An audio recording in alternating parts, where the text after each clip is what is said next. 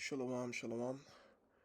First and foremost, I want to begin by giving our praise and our glory unto Yahweh, Bahashem, Yahweh Shai, Bahashem, Rakha, Kwadash. Double honors to the elders and to the apostles of Great Millstone, and enough respected brothers out there pushing and spreading the gospel of Yahweh, Bahashem, Yahweh Shai to the four corners of the world. Now, through the spirit and power of Yahweh, Bahashem, Yahweh Shai, I hope to make this real quick. This lesson is going to be focusing on the word priest, us being priest unto the Heavenly Father in the kingdom, right? And what does being priest mean? And in a sense, in one particular sense, I'm just going to go through scriptures and hopefully this will be edifying. So the book of, let me see. We have here the book of Revelation, chapter 1 and 6. It says, and has made us kings and priests unto God and his Father. To him be glory and dominion forever and ever. You know, and in one sense, I believe you can read about that in book of priesthood. No, it's one word.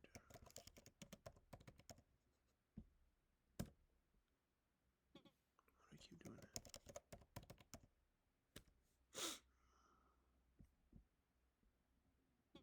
Right.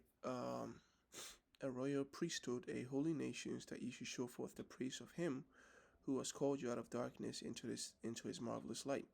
You know, and this, in a sense, being a priest means to teach, right? To be a teacher.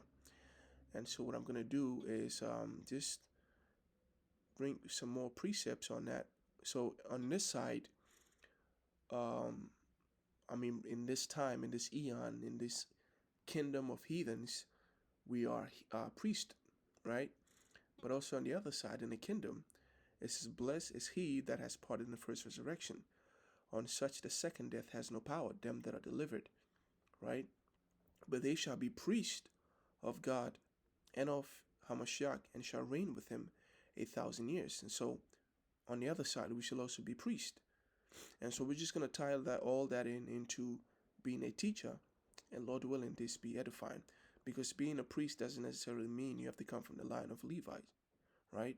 When you do the job of when you minister in the ministry that Yahweh has left for us, you are essentially what? A priest. That's why 1 Peter chapter 2, verse 9, verse 9, what? Because of our faith, as a matter of fact,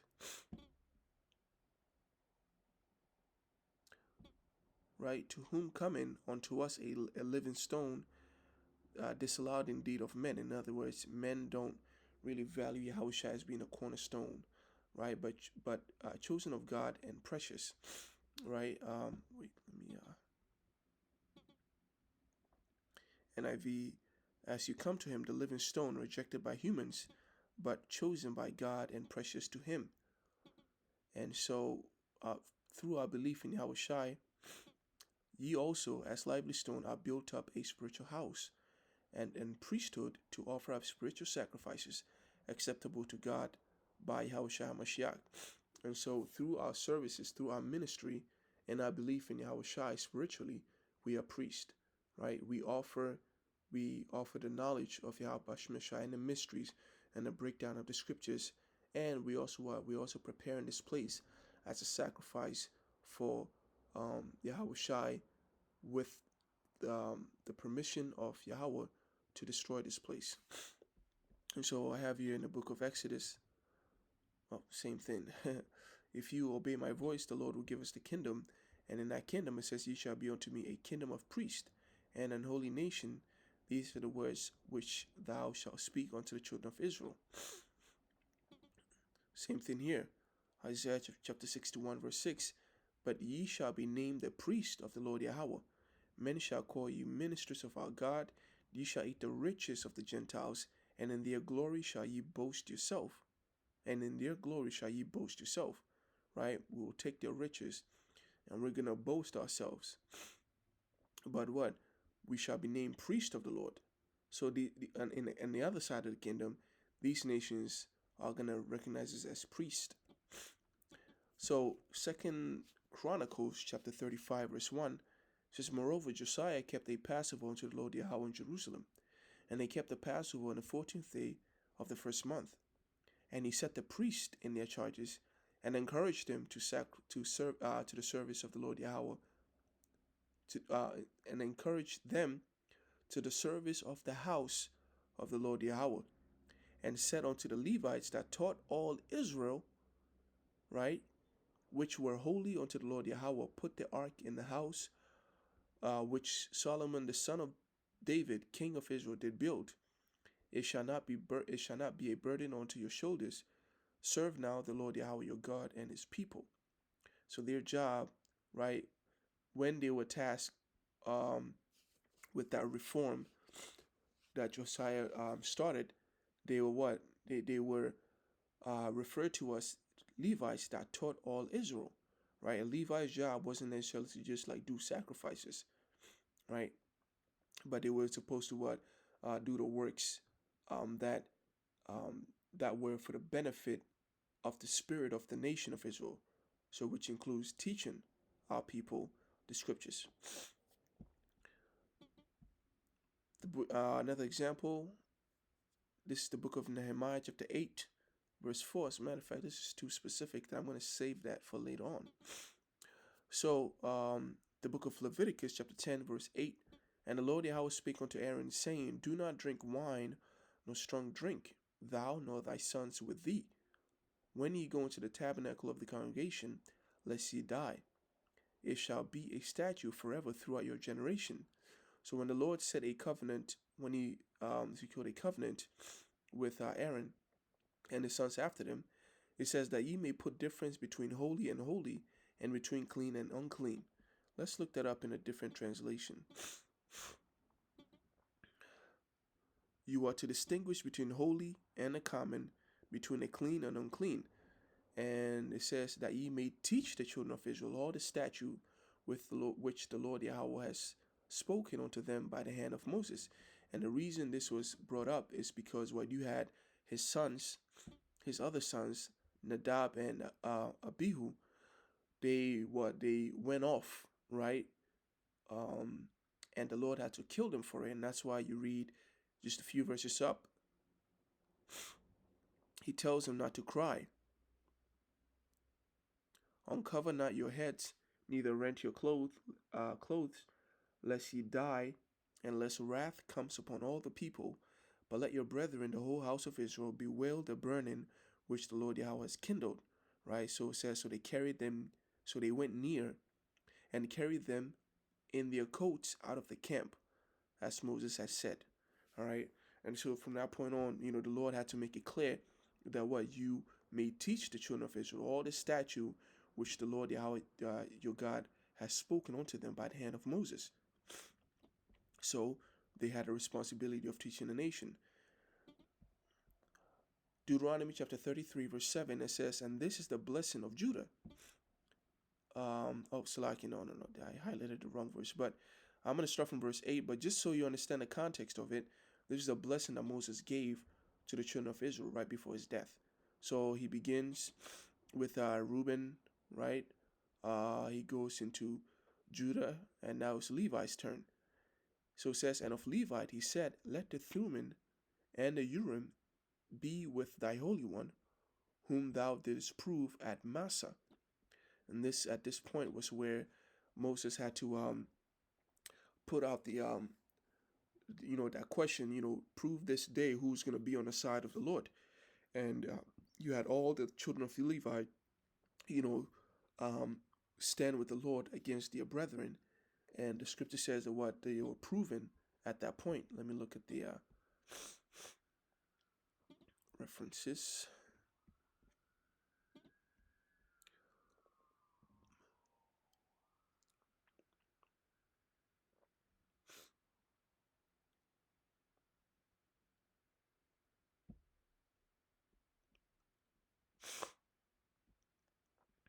Oh no, it's like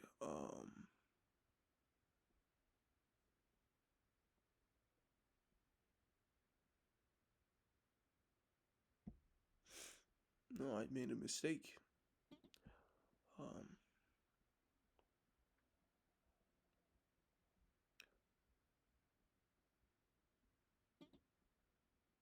let's look at this cross reference. I was thinking of a different event, but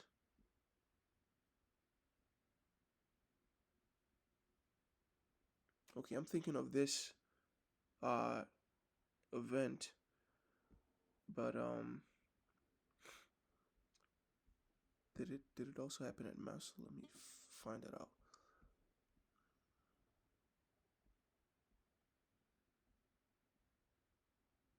Hmm.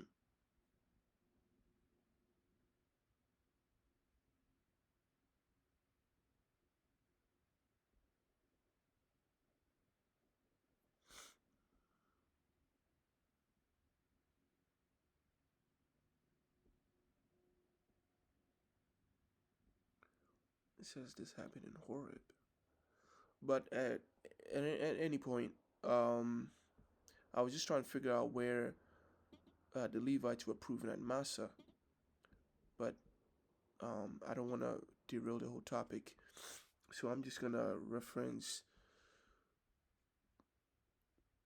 Exodus the 32nd chapter.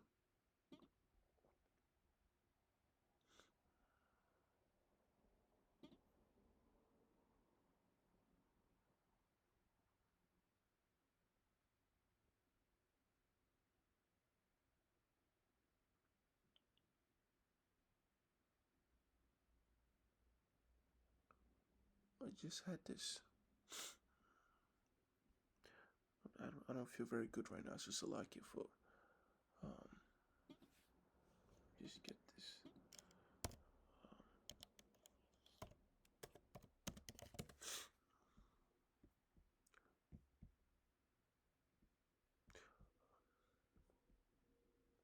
Right. So Moses came down from the mountain and he saw that the nation of Israel were committing idolatry, right? They were worshiping a calf, and so um, then Moses stood in a gate of the camp and said, "Who is on the Lord Yahweh's side? Let him come unto me." And all the sons of Levi gathered themselves together unto him, right? So this is how they were proven, and the Lord made a covenant with them, and He made that tribe the spiritual um, leader of that entire nation. But because we're not in because in the last days the Spirit of the Lord, or things done in the Spirit, is what's prioritized. Anyone from any nation of the children of Israel, when he puts his hands on a plow, when he makes a vow to minister for the glory of Yahweh Bashmishan, to teach the nation, to do the work of his Father spiritually, he is a priest. And when we get into the kingdom, even though we won't be teaching our fellow Israelites, we will be teaching the other nations, right? That's why we'll be a kingdom of priests. So let's and also the priests were rich, so maybe that's why there's a connection there. Isaiah, the priests were they were fattening up, you know. You had to pay them tithes to the priest. So another example is the book of Leviticus. Yes, we already read this. The book of Deuteronomy. Let's finish up on that. Who said unto his father and to his mother, I have not seen him, neither did he acknowledge his brethren, nor knew his own children. So, they made a decision in spite of what everyone around them, for they had observed thy word and kept thy commandment. They shall teach Jacob thy judgments, and Israel thy law. They shall put incense before thee, and whole burnt sacrifice upon thine altar. Bless the Lord Yahweh his substance, and accept his work of his hand. Smite through the loins of them that rise against him, and of them that hate him, they that they rise not again. Okay, and if we are doing a work of a priest, we occupying that same role, then this blessing will apply onto us, right? When the enemy shall come in as a flood, or even the Lord shall smite them down; they shall not rise again. But all people who come against them, the Lord is also going to deal with them, And so them not rising again will be like on this side, right? There will be no remedy for their for the judgment that they're gonna get. That isn't to say that the Lord is gonna what is gonna make exterminate the 2/3 of the wicked Israelites. We have the book of Malachi chapter 2 verse 1. It says, "And now, O ye priests, this commandment is for you. If you will not hear, if you will not lay it to heart, give glory unto my name, saith the Lord Yahweh of hosts. I will even send curses upon you, and I will curse your blessings.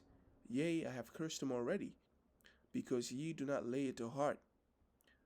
Behold, I will corrupt your seed, and spread dung upon your faces, even a dung of your solemn feast, and one shall take you away with it. And ye shall know that I have sent this commandment unto you, that my covenant might be with Levi, saith the Lord Yahweh." So these curses, or at the very least this threat, was so that just so people can be put in remembrance the covenant that the Lord Yahweh has had with Levites. And what does he stress with Levite, right? With the priest. It says, "And you will know that I have sent unto you this warning, so that my covenant with Levi may continue, saith the Lord Yahweh," right? So the fear will force them to stay in line and continue on the covenant that they had with the Lord. It says, "My covenant was with him of life and peace. I gave them to him for the fear wherein he feareth me, and was afraid before my name. The law of truth was in his mouth, and iniquity was not found in his lip. He walked with me in peace and equity, and did turn many away from iniquity. For the priest's lips should keep knowledge, and they should seek the law out at his mouth. The day, meaning the children of Israel. The children of Israel should seek the law at his mouth. For he is the messenger of the Lord Yahweh of hosts. But ye are departed out of the way. Ye have caused many to stumble at the law. Ye have corrupted the covenant of the Levite and the Lord Yahweh of hosts, saith the Lord Yahweh of hosts." Right? So they were commanded to have knowledge of the Lord at their lips, so that anyone of the nation of Israel, if they should seek the law at his mouth, they should put forth righteous judgment. So let's see how. Let's look at an example of priestly teachings. A priest exercising his role as a teacher being perfectly executed. We have an example of that in the book of Nehemiah, the 8th chapter, verse 4. It says, "And Ezra the scribe stood upon a pulpit of wood, which they had made for the purpose. And beside him stood Mattaniah, and Shema, and Anaiah, and Urijah, supposed to be Yah, and Hilkiah, and Maaseiah on his right hand. And on his left hand, Pedadiah, Mishael, and Malchiah, and Hashum, and Hashabadana, Zechariah, Meshullam. And Ezra opened the book in the sight of all the people, for he was above all the people. And when he opened it, all the people stood up. And Ezra blessed the Lord Yahweh, the great God. And all the people answered, Amen, Amen, with lifting their hands, and they bowed their heads, and worshipped the Lord Yahweh with their faces to the ground. Also Jeshua, and Bani, and Sherebiah, and Jamin, and Akub, and Shabbathai, and Hajah, and Maaseiah, and Kalita, and Azarah, and Jozabad, and Hanan, Peliah, and the Levites caused the people to understand the law. What does it mean? To teach them, to break it down, to make it plain upon the tables. And the people stood in their place. So they read in the book, in the law of God distinctly, and gave the sense, and caused them to understand the reading. All right? So, what does it mean to be a priest, a nation of priests unto the Lord in the kingdom of heaven? And what does it mean to be priest in this age? Right? part of it means to what? To be a teacher. And so if you are to, exhibit, let me see, right. First Peter chapter 2 verse 9 says, "But you are a chosen generation, a royal priesthood, an holy nation, a peculiar people, that ye should show forth the praises of him who has called you out of darkness into his marvelous light, which in times past were not a people, but are now the people of God, which had not obtained mercy, but now have obtained mercy." Right? "Dearly beloved, I beseech you, as strangers and pilgrims, abstain from fleshly lust which warreth against the soul, having your conversations honest among the Gentiles, that whereas they shall speak against you as evildoers, that ye may by your good works, which they shall behold, glorify God in the day of visitations." Okay? And so, with the Israelite foreigners being grafted in when they were likened unto the other nations for going off, you can read about that in the book of Maccabees. They are now a people of God, right?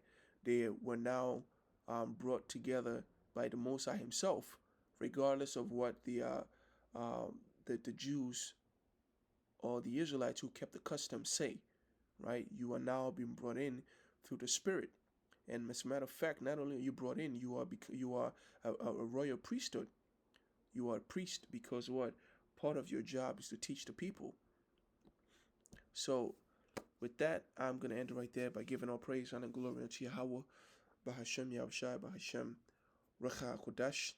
I had hoped to make this a very short video, so Salakia for making it longer. At least it was longer than I expected to make it. But nevertheless, I hope this was edifying. I'm going to close it by giving all praise, honor, and glory unto Yahweh, Bahashem Yahushai, Bahashem Racha Kodash. And until next time, Shalom.